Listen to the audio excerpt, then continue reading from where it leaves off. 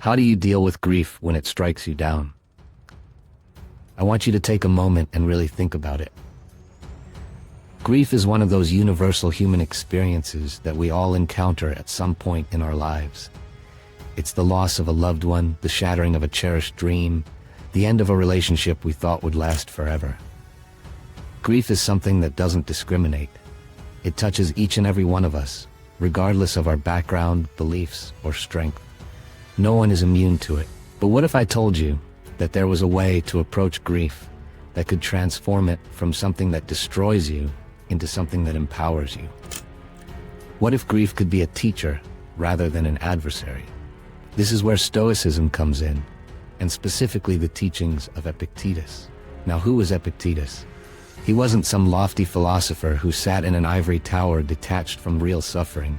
Epictetus was born into slavery, and he lived a life that was filled with hardship. He knew pain and suffering intimately, and yet he developed a philosophy that allowed him to find peace, resilience, and wisdom in the face of it all. Epictetus's teachings aren't about ignoring pain or pretending it doesn't exist. They're about facing it, understanding it, and ultimately transforming it. These aren't lofty ideals, they're practical, grounded philosophies that you can apply in your life right now, no matter how much grief you're experiencing. Grief is deeply personal. It's not something you can just push away or ignore. It demands to be felt.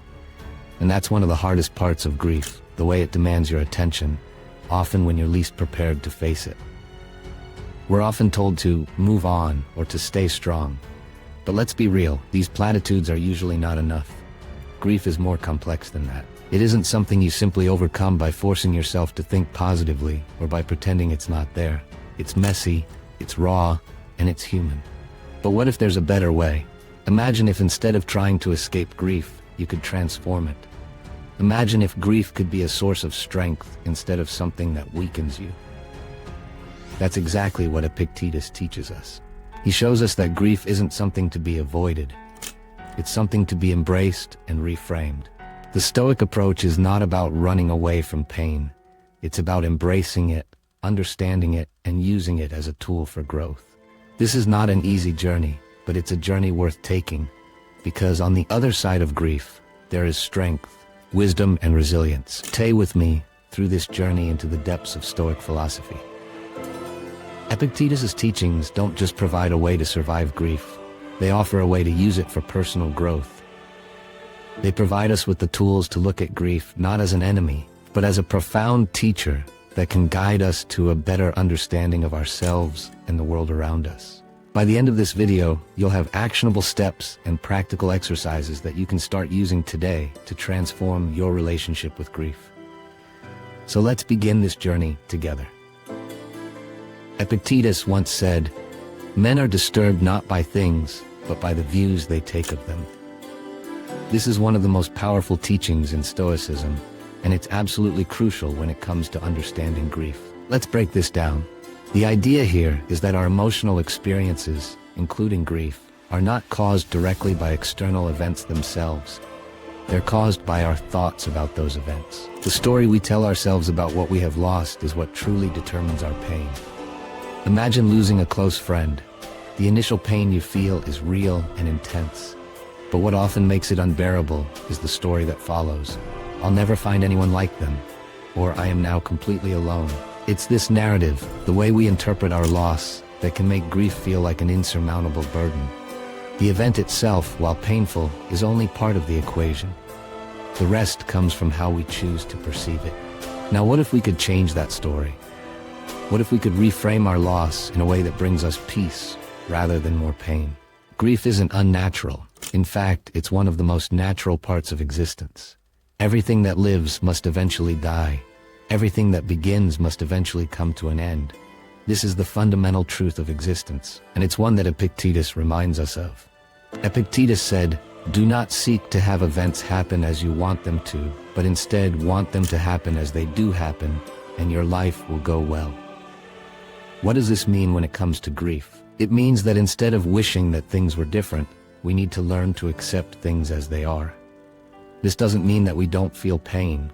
Of course we do. But it means that we stop fighting against reality, and in doing so, we begin to find peace. Here's a simple exercise. I want you to write down the story of your grief.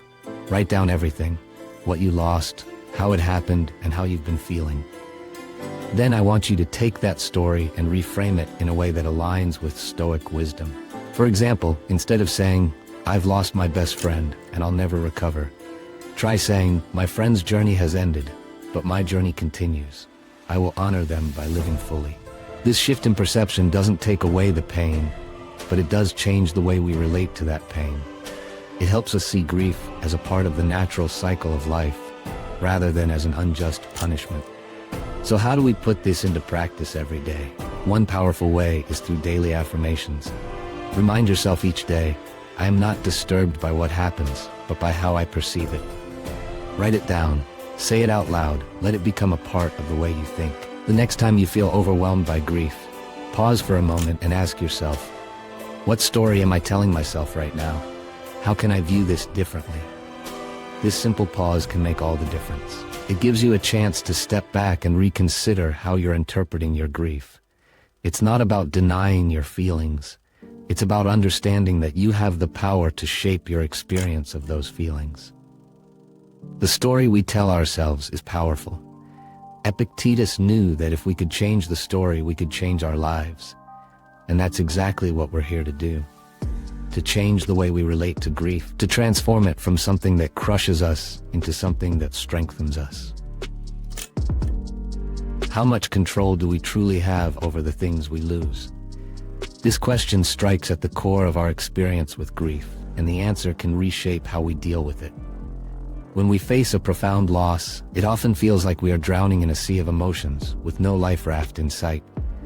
But Epictetus offers us a lifeline, the dichotomy of control. This concept has the power to transform our suffering by helping us see clearly what lies within our control and what doesn't.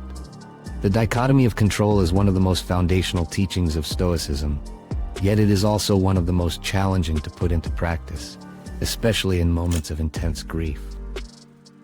It asks us to categorize everything in our lives into two parts, those things we can control and those we cannot. This is not just a mental exercise, it's a guiding principle for how we live our lives. Let's explore this concept in greater depth. What falls within our control? Our thoughts, our attitudes, our actions, and our judgments. These are the domains where we have total sovereignty. This means that no matter what happens, we have the power to decide how we think about it, how we interpret it, and how we respond. Even in the face of tragedy, these inner aspects of our being remain ours to command. On the other side of the dichotomy are the things outside of our control. External events, other people's actions, loss, death, the natural passage of time. These are aspects of life that we cannot influence. Grief often intensifies when we struggle against these unchangeable realities. We get caught in the trap of wishing things were different, yearning for a past that cannot be reclaimed, or trying to change how others react to our loss. This struggle creates a cycle of unnecessary suffering because we are focusing on things over which we have no power. Epictetus said, "Some things are up to us, and some things are not up to us." When we internalize this wisdom, we gain the clarity needed to navigate grief with resilience. The pain of loss is something we cannot avoid.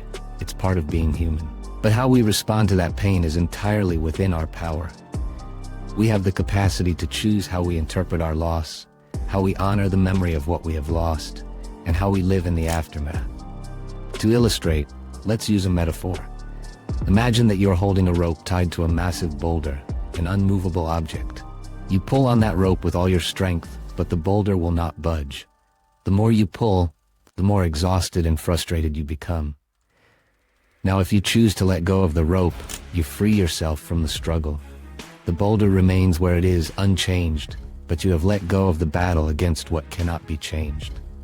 This is what the dichotomy of control teaches us about grief. It shows us the value of releasing our futile struggles against things we cannot alter, and instead focusing our energy on what we can control, our choices, our mindset, and our actions.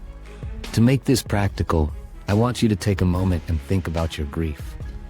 Write down everything that you're struggling with, all the thoughts and emotions that are weighing you down. Then divide these into two columns, things I can control and things I cannot control.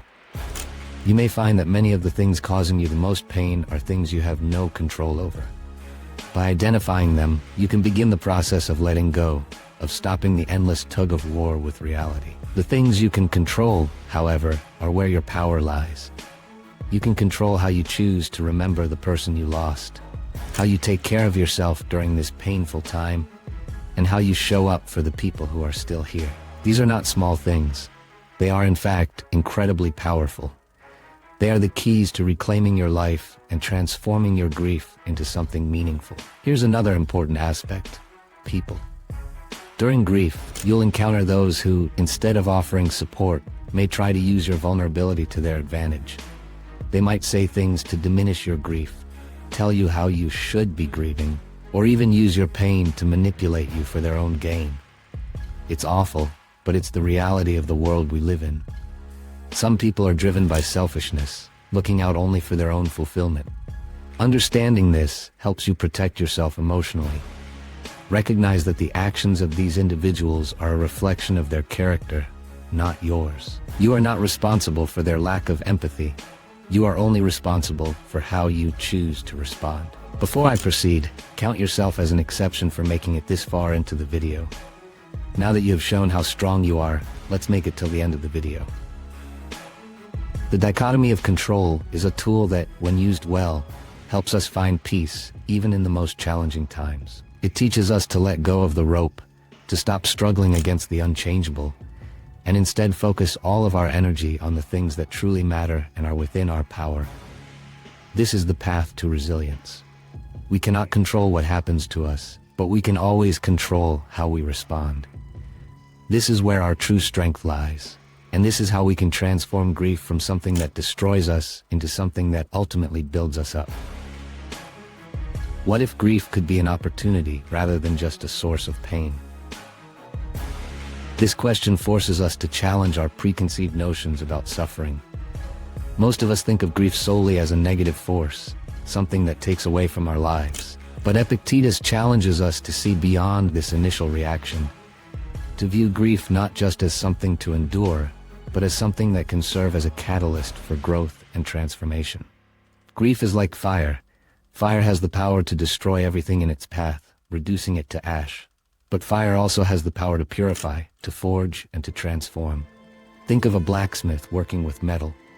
They use fire not to destroy the metal, but to mold it into something new and stronger. In the same way, grief has the power to shape us. It is painful, there's no denying that.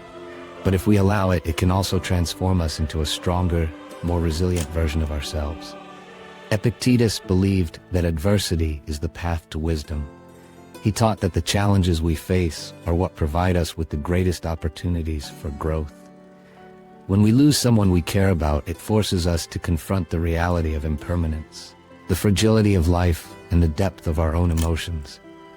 This is not an easy journey, but it's a journey that can lead to profound self-discovery and resilience. Think about the fact that the depth of our grief is a direct reflection of the depth of our love.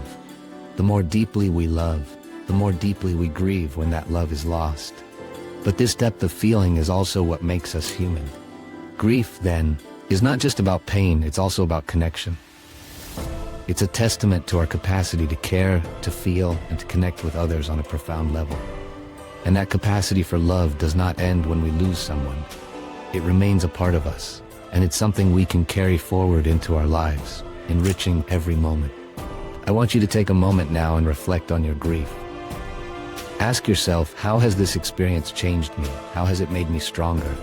Maybe it has deepened your empathy for others. Maybe it has taught you to appreciate the small, beautiful moments in life. Maybe it has shown you that you are capable of surviving something you once thought would break you. Write it down. Reflect on it. This is how we begin to change our perspective, by seeing grief not just as something that takes, but also as something that gives. Before I proceed, count yourself as an exception for making it this far into the video. Now that you've shown your strength, let's continue to the end. One of the most important teachings of Epictetus is that our perception shapes our experience. The way we choose to see the world determines the reality we live in. If we see grief as an enemy, it will feel like a relentless force that crushes us. But if we see it as a teacher, it becomes something that can help us grow. It becomes a force that shapes us into a wiser, more resilient person. This shift in perspective is not about ignoring the pain or pretending that everything is okay. It's about finding meaning within the pain. It's about understanding that while we cannot control what happens to us, we can control how we respond. And in that response lies our greatest power. Grief also reveals the true nature of the people around us. During our most vulnerable times, we see clearly who truly supports us and who does not. Some people may try to rush us through our grief, make insensitive comments, or use our pain to further their own interests. It's a harsh reality, but it's one that we must acknowledge. Some individuals, driven by their own insecurities and selfish desires, may see our vulnerability as an opportunity for exploitation. Their behavior, however, is a reflection of them, not of you. You have the power to protect yourself, to set boundaries, and to surround yourself with people who genuinely care for your well-being. Changing your perspective on grief doesn't mean denying the reality of your pain. It means choosing to look for the lessons within that pain. It means understanding that grief, while incredibly difficult, can also be a profound teacher. It teaches us about the value of the people we love, about the impermanence of life, and about our own capacity for resilience. By choosing to see grief as an opportunity for growth, we turn it from something that merely wounds us into something that can ultimately empower us. So the next time you find yourself overwhelmed by grief, remember the words of Epictetus. Some things are up to us, and some things are not up to us. Focus on what you can control, your thoughts, your actions, your responses. Let go of the things you cannot change, and look for the opportunity within the pain. Grief will never be easy, but it can be meaningful. It can be a fire that forges you into a stronger, more compassionate version of yourself. If you've made it this far, comment below with the word transformation, so I know you've watched till this point. Let's continue this journey together, turning grief into an opportunity for profound growth and resilience. Epictetus teaches us about detachment, and it might be one of the most misunderstood concepts in Stoicism. When you are kissing your child, say to yourself that you are kissing a mortal. This quote might sound harsh at first, but Epictetus isn't telling us to be cold or unfeeling. In fact, it's quite the opposite. Detachment, as Epictetus describes it, isn't about shutting off our emotions or loving less. It's about understanding the true nature of the world and embracing the temporary nature of everything we hold dear. Detachment doesn't mean we don't love deeply. It means we love with the awareness that everything is on loan from the universe. The people we love, the experiences we cherish, the moments that make life worth living, they're all temporary, and they're not ours to keep forever. Detachment allows us to love fully, but without clinging or fear. It allows us to cherish each moment for what it is, a fleeting gift. When we understand that nothing in this world is permanent, we can begin to appreciate the beauty of every moment without the constant fear of losing it. Detachment isn't about closing our hearts, it's about opening them even wider. It's about loving so deeply that we let go of the need to control or cling. It means embracing the fact that everything in our lives is transient. But this doesn't diminish the love we feel, in fact it enhances it. We can love fully with the understanding that our time together is precious precisely because it is limited. Healthy detachment allows us to love without fear, to experience without grasping. It's the kind of love that celebrates each moment instead of being consumed by the anxiety of what might happen in the future. It's about being present, truly present with those we love, because we know that each moment is unique and unrepeatable. Let's do a simple exercise together. I want you to imagine that everything you cherish, every person, every experience, every object, is on loan to you from the universe. Take a moment to imagine yourself gently letting go of each thing, not in sadness, but in gratitude for having had it at all. This visualization isn't meant to bring pain. It's meant to help you appreciate what you have, right here and now, without fear. It's a way to practice loving without clinging. Detachment is about presence. It's about being so deeply connected to the moment that we no longer need to control it or hold on to it. When we let go of the need to cling, we find freedom. Freedom to love fully, freedom to live without fear. When we accept the impermanence of everything, we begin to see each moment for what it truly is, a gift. This acceptance liberates us. It frees us from the fear of loss, because we understand that loss is not a failure, it's simply a part of life. And in that acceptance we find true peace. Acceptance brings liberation. Detachment isn't about turning away from love, it's about turning toward it, fully and fearlessly.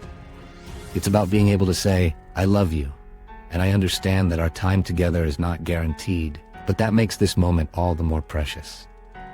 This kind of love is free from the chains of fear. It allows us to live with an open heart, unburdened by the anxiety of what may come. When we love without clinging, we find that we are free to experience the fullness of life without the constant dread of losing it. Grief is a powerful force, but it doesn't have to define us. Moving forward after loss is about finding purpose beyond the grief and using our experiences as stepping stones to become stronger, wiser, and more compassionate individuals.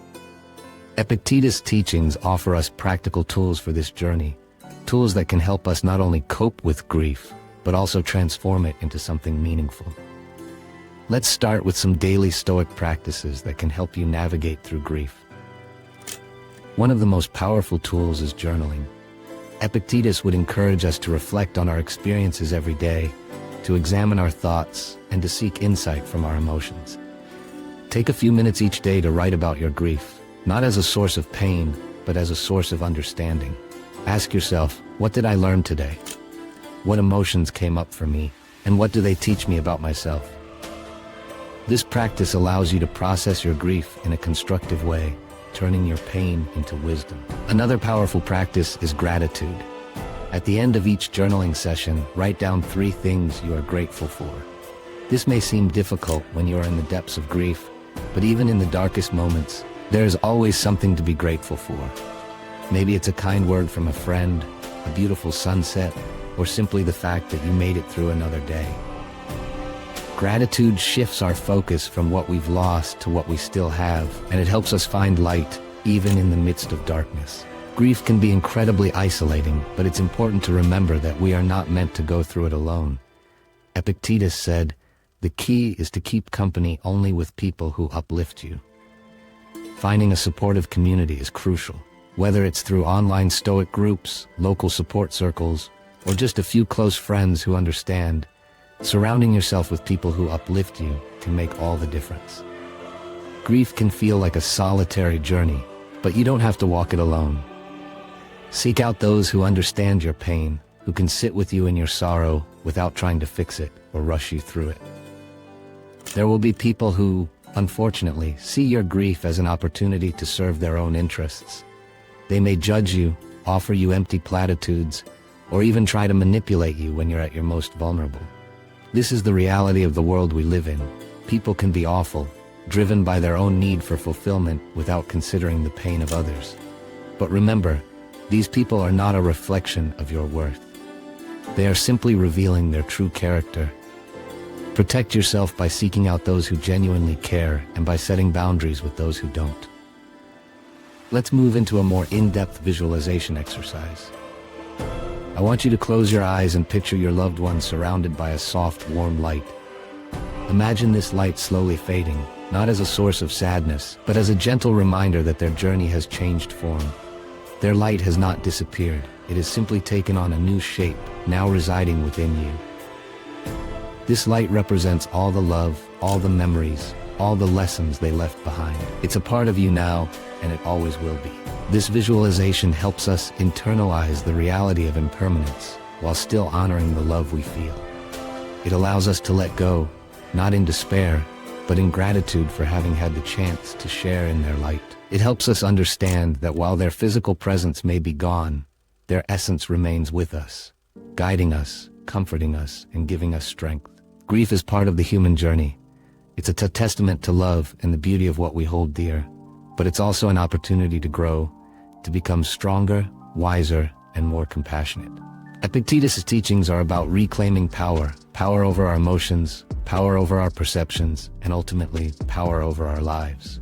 Grief doesn't have to define us. It can shape us, yes, but it can also be the catalyst for becoming the person we were meant to be. I encourage you to start today. Apply these Stoic principles immediately. Use your grief as a stepping stone toward resilience, wisdom, and a deeper appreciation of life. Grief will always be a part of who we are, but it doesn't have to be the end of our story.